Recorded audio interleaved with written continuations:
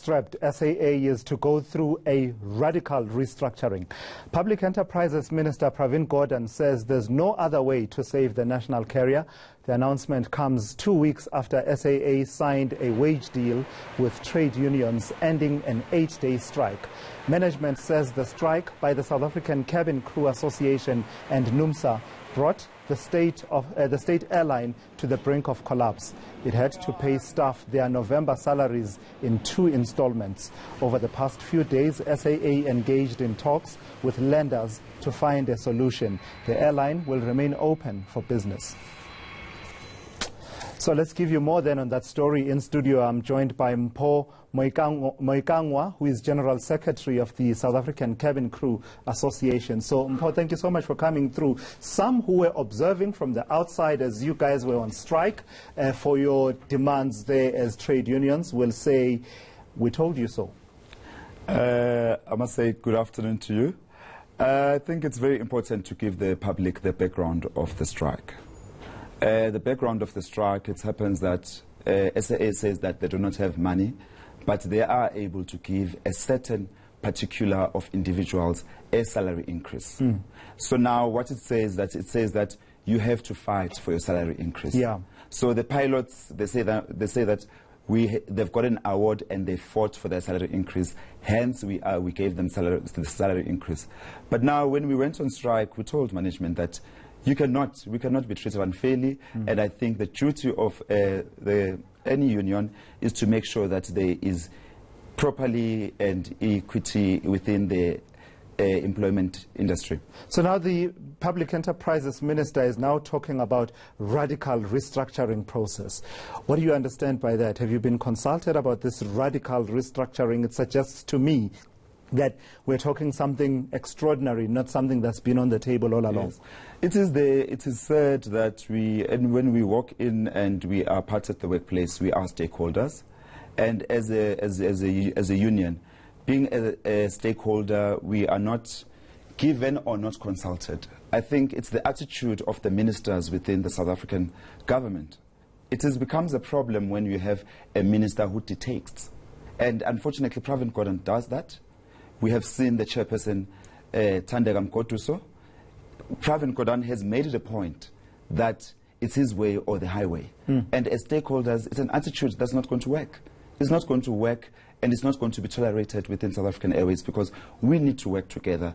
And if we continue with this attitude of radical, and when it's radical, you as the minister, you are irresponsible. You are in New York. You are making a statement that is an irresponsible statement, that to say SAA is not too big to fall. And the next thing, you move, you come back, you make a statement that we all need to work together. Your objective assessment of the state of SAA, there's a suggestion that it's on the brink of collapse. Do you accept that? It will be on the brink of collapse because people are corrupt, and those that are corrupt are in positions. So if corruption is going to continue, then it has to go down. But as things stand now, you don't accept that it's on the brink of collapse? We don't accept. If you look at the events, you look at, they say that NUMSA and SAA has collapsed, or the strike has made sure that it's where SAA is at now. Who in his right mind will allow somebody to lose 400 million, and what we're asking for is 100 million? Then you park the aircrafts, then it's a baton, it's a relay that is being played by the enterprise, I beg your pardon, by the minister and the board and certain executives. But when organizations such as Flight Center say they're no longer selling airline tickets, SAA tickets, because of uncertainty, this is an organization that's outside of SAA that doesn't answer to Pravin Gordhan or the SAA board.